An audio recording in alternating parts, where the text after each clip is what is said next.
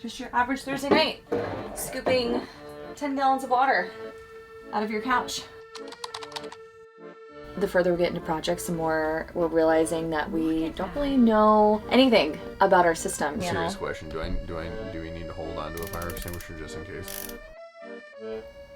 I mean, maybe we're just getting the true boat owner experience our first week of like something's always broken, you're always fixing something. We are very quickly learning that if you put marine in front of anything, it becomes 10 times more expensive. Man, this thing's crusty. You cannot make this up. We need help. If you're new here, we're Em and Nick. We spent 2 years traveling around in our self-converted transit van making films about our adventures. And now we're embarking on our craziest adventure yet. We bought a 30-year-old sailboat with no sailing experience, but with a dream to one day sail around the world. Between working on boat projects and learning to sail, we've got our hands full, and we'll be sharing the entire journey here on YouTube. In last week's episode, we officially moved on board and started adjusting to life on the water. But this week, we're starting to really dig in. We're opening hatches, going through systems, and trying our best to get this boat ready for our first offshore trip in just 72 hours. But everything's gonna be fine, right? We're so happy you're here, and if you aren't already, be sure to subscribe because we'll have new videos coming out every Sunday. All right, we officially have 3 days until our captain moves on board and teaches us how to sail this thing. And 3 of our major systems for living comfortably on this boat are still inoperable. Our propane, our refrigerator, and our water. We've been eating out every meal. We can't grocery shop, we can't cook. It's been getting expensive. Today is a project day. Today we're going to try troubleshooting the fridge, replacing the solenoid valve in our propane system, and figure out if we have a leak somewhere in our freshwater system because our water pump kept randomly kicking on throughout the night. I swear this refrigerator worked when we were doing our sea trial, but for some reason when we first got on the boat and we turned the breaker on, only the freezer wanted to get cold. We're going to open up our electrical panel for the first time. See if it's something as simple as a fuse. Oh, look at that. Holy shit. Okay, well, this is different than Holy the van one. We have a Frigiboat system, the Frigimatic Capri 50 or something like that. You just sound like you're saying a bunch of random words on this. Right. Down in the cave we go. Pulling fridge. I'm gonna put this back in for the freezer and listen to what that sounds like to compare compressor sounds. Because the fuses are good. The compressor at least turns on, so we thought it might be the thermostat or control panel since the current panel doesn't respond to touch. So we put in a new one that we had ordered on Amazon just in case. Fingers crossed it's not a compressor issue. That would be the expensive one. The unit didn't turn on. All right, well, when we flipped the switch, the freezer one came on with power, but our new refrigerator one did not. So, repeat what you just said. This is a 12 volt interface. This says 110 volt. We didn't buy the right one. It's the same model, just different power supply. Rookie mistake. Back to Amazon, won't get here till tomorrow, so no groceries. Okay, next project. Our propane locker outside is in disarray. Somehow our surveyor only marked the propane by the grill on our back, or our aft cockpit area. Starboard? No. Port. Just cockpit. So he marked that one, but he totally missed our propane locker there. And our friend who's coming to check out our boat, David, shout out David, he actually caught this. It's completely corroded in there. Our propane system's rusted out, and so is the only tool set that we were left. But let's go take it apart.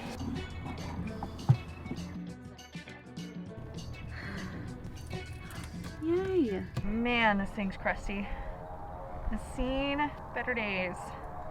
After frantically trying to order everything on Amazon before the captain came, we were taking the couch apart last night and found out that the previous owner actually had spares of everything and we didn't have to order anything. So here it is.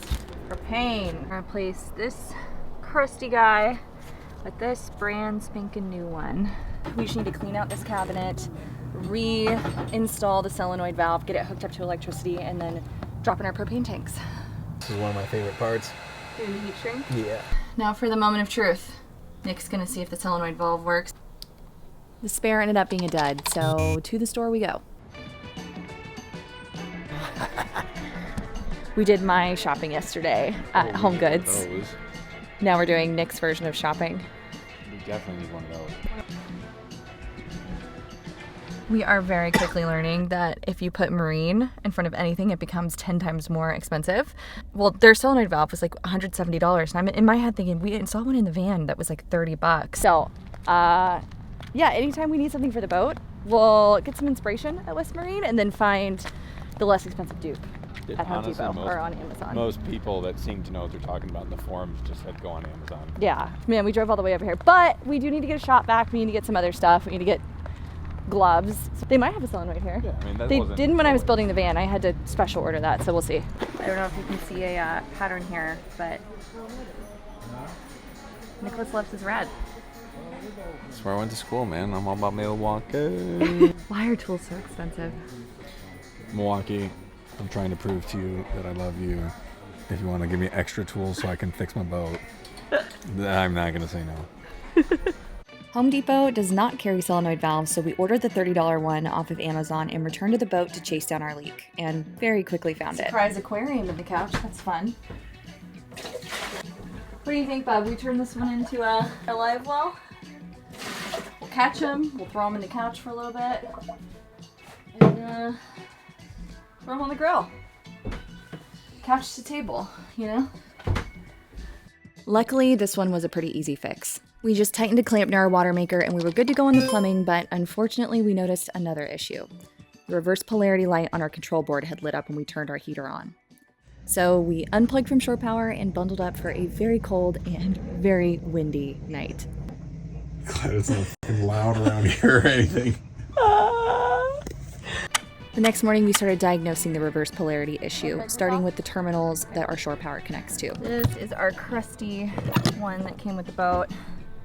It's definitely seen better days. Are our actual terminals corroded at all? Or do they look okay?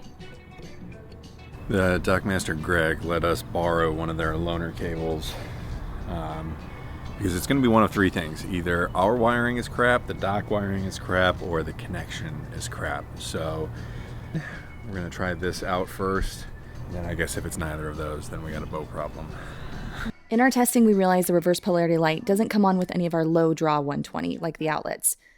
It only seems to come on very briefly when we turn on a high draw appliance, like our heater, and then the light is extremely faint, like to the point you can't really see it unless it's completely dark on the boat, which is why we didn't catch it until last night.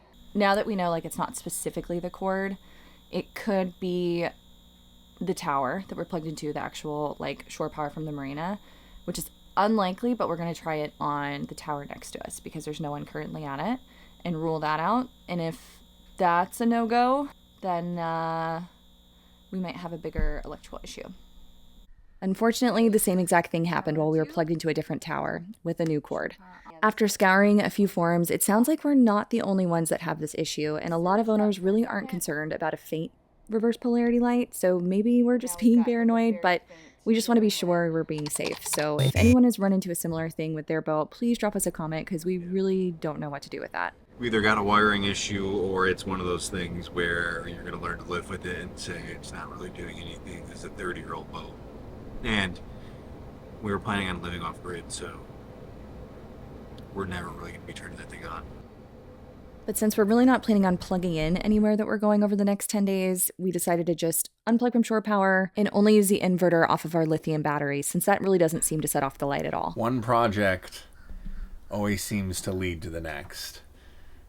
And now we're uncovering a bunch of stuff. It just feels like the further we get into projects, the more we're realizing that we don't really know anything about our systems because we didn't build them. It's not like the van. It's not a blank slate. We are inheriting two previous owners' wiring, Handyman. yeah, all the things. For the most part, like the boat itself, I feel like is in really good shape. It's just the systems that either we don't know how to work yet, we don't know the workarounds that the previous owners did, or they need to be replaced. Those are the big issues, which it's a 30-year-old boat. There is going to be some of that. I mean, maybe we're just getting the true boat owner experience our first week of like something's always broken, you're always fixing something. But we have to make sure we have at least a way to cook and a way to refrigerate groceries before our captain gets here in 3 days. So yeah, we're kind of in crunch time right now. We're going to try to at least get one win today and fix this dang propane system. I remember when I was doing the van build, just at the end of the day, feeling exhausted, even if it felt like I didn't get that much done, just because like shoving yourself into tiny spaces, holding yourself in weird ways is exhausting. We are rerunning basically the entire wire run because the previous owner had spliced like 4 times up to the solenoid valve. So we're cleaning that up. We dropped a brand new marine grade wire down through the hatch. While Nick is down there cramming himself into our electrical cables and trying to crimp that new wire, I'm gonna go ahead and put together our solenoid so it is ready to go. We've got regulator, right angle down through, straight into the pipe that goes into our stove. Fingers crossed, this works. Make sure the wiring is good. We're gonna touch this to the hot wires, or the cold wires, and then Nick's gonna turn it on, and we should hear the solenoid click over. All right, love. Yeah. Go ahead. All right, about to be hot. Yes, it clicked. All right, it's off. All right, she's all Looks connected. good. Can't make this up. We were literally shrink wrapping the last connection to get the propane working, and our inverter just popped and blew. Yeah. I feel like I should have known better than to start getting excited. I don't even know what I'm looking for in here. That's the scary part. In the van, we had a links distributor. It was all organized. And that is not the case here. It is so tight in there that the cords are covering a couple of mega fuses that I can't even get access to. So the system needs to be redone. I'm looking in the wall. We got bus bars spread. We've got, I don't even want to think about what's happening. We in need that. to empty that box and start Me over. too. You cannot make this shit up. While we're troubleshooting all this, I look into the kitchen and I see that our fridge And freezer. and freezer are both at 38 degrees, which we've given up on the fridge. We actually switched the freezer over I today because we don't- gave up. I don't understand. And I'm not going to get too attached to that because, like, there's a reason why it wasn't working in the first place. But that jiggled something. I don't know. Here's the problem, child. We are actually at a loss right now of what to do. I want to plug shore power in. See if we can trip it into working again. Because sometimes, like in the van, there were actual times where when you plugged into shore power, it was like the power reset the whole thing. The biggest difference between this system, I guess, is in the van, everything was Victron. It all talked together. It was all smart. It was so nice to have everything in one system. The inverter is not a smart inverter. It's Magma sign. I don't know. Magnum Energy, Magnum. Magna. No shade against them. It's just used to having Victron for everything. So Okay. we need help. So we literally are deciding between saying screw it and plugging in the 120 or cycling off the DC for 5 minutes and possibly losing our fridge that we just gained. I think you have to cycle it. I'm actually afraid to plug back into shore power. I'm actually afraid to do it You want to cycle it for 5 minutes? first. What if we lose it? I'm about to pee my pants first. I gotta go to the bathroom. Well, Was the we toilet could good? cycle it and take Moo for his walk because he deserves a walk. Was the toilet good when you pumped it? It was great. Okay, it wasn't gurgling or anything. I'm not used to these toilets yet. Okay, I'm gonna go pee. Laugh about it. You have to have a sense of humor or else you'd go insane. Like From it everything. is a hole in the water. You are never going to have a good enough boat. It is never going to be ready. We're 7 days in and none of the shit works. And I think that is just something you. It's even worse than van life. I think we've made our decision. We're going to do a full reset at the risk of the fridge turning off because in my brain, if the fridge stops working after another reset, then we've got other issues with the fridge. It can't be trusted. And we're about to lose power in 3, 2.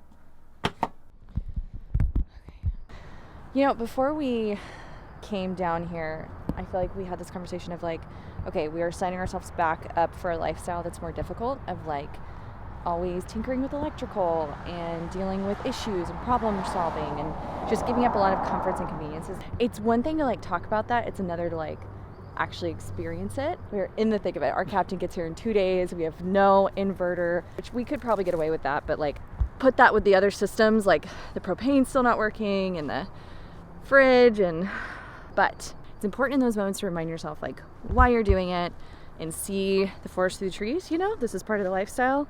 If we aren't troubleshooting it now in the first week and really get to know our system, it would probably happen when we were down in the Bahamas or somewhere where we wouldn't have access to the things that we have access to here. This would really suck. Yeah, so anyway, timing is everything. Everything happens for a reason. And maybe the reason our inverter popped like that is so that we could get our fridge working again. At least that's what I'm taking from this experience.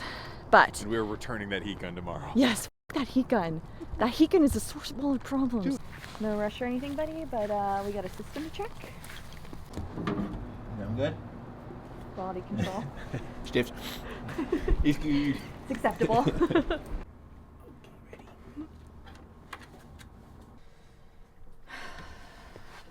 Okay, so now we have to make the decision of if we're plugging the shore power in, yeah?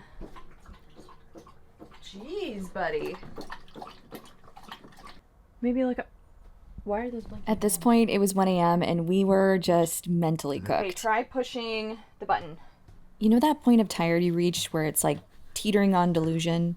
Man, what are you doing? Yeah, we were there. And I'm pretty sure you can see our last 2 brain cells fighting for their life. That's exactly what I'm thinking in my head. Is so what would it fry? No, but does that make sense? So when everything's working, how does it work? Here's what we need to do.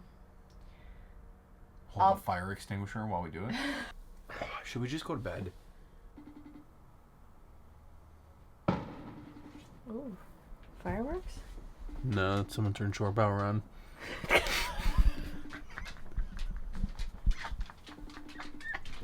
Too soon, dude. Too fucking soon. Alright, we've given up on the inverter for tonight. So we're gonna try to get one more win for the day and finish this propane install. Marls, stay down there. Dude, he's literally running at the stairs. Marley, no! Get down! Get down! Go lay down, buddy. Thank you. LP gas. Listen for the click. What? I heard the click. Alright.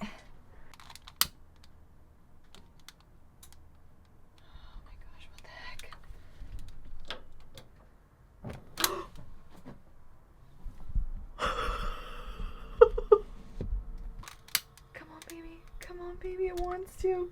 It wants to. Oh my god. Well, we may have finished the day with a busted inverter, but we have propane to cook, we have a fridge and a freezer that works, and 12-volt power that works, so. I don't feel like I earned the fridge. I fried something else in my boat for it to accidentally kick on, but... Dude, look at that. We got 2 different temps over there, 10 degrees and 36 degrees. I got one single beer. One single beer in the refrigerator. And we made fire. A win is a win, baby. Cut it. Right there. Cut it. So our captain comes tomorrow, and I really still don't even feel like we're ready. We blew that inverter last night. And after troubleshooting it for the last couple hours and inspecting all the lugs in the wire bank, really hard to tell what goes to what because it's not labeled very well. And the pass-throughs, you can't, they're like down in hatches and... It says inverting. What? It's inverting. Ooh.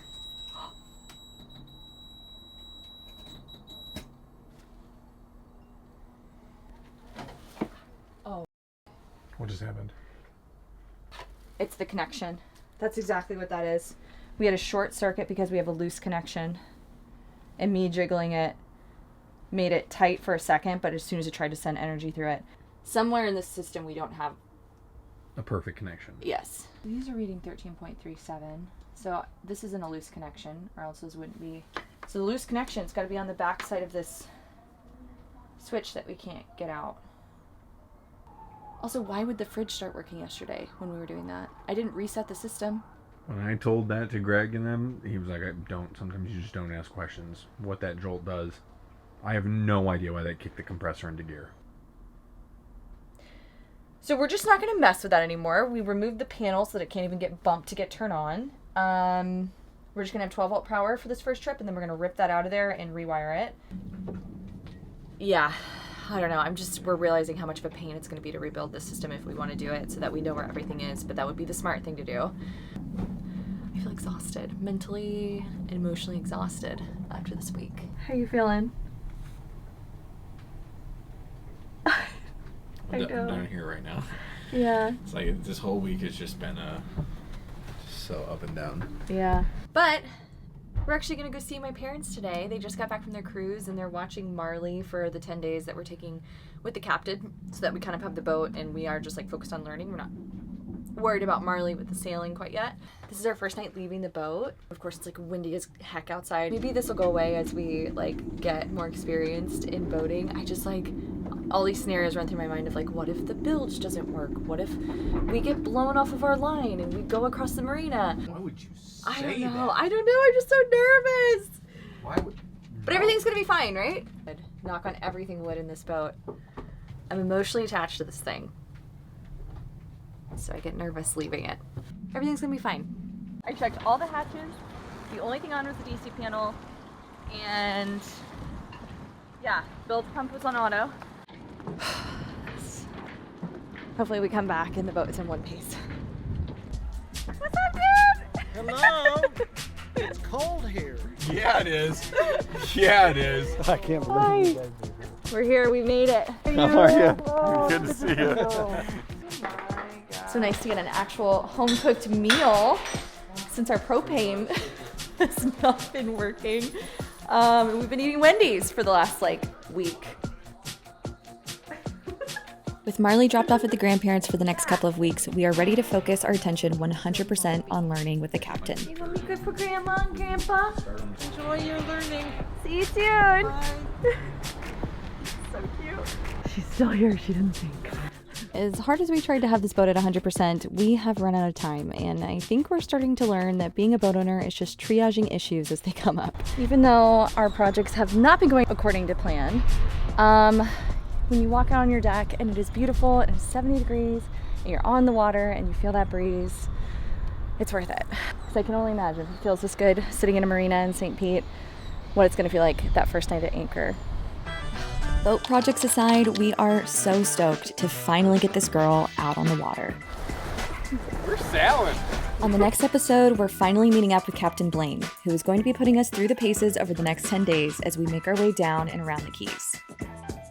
So your life will either change or it'll break you. It's hard on couples the first 90 days. Know that, lean into that. But that's what these next 10 days are for. Leaning in and learning as much as we can. Love each other through the hard parts. You're gonna get through it. We're laying the groundwork and learning all the basics, practicing close quarter maneuvers, checking our engine and boat systems. And then we emptied our shit. That's the way the video ends. And probably not even our shit. Emptying that. I haven't taken a shit. This is all the shit that was left over in the boat. Everyone starts somewhere, right? We'll see you next week.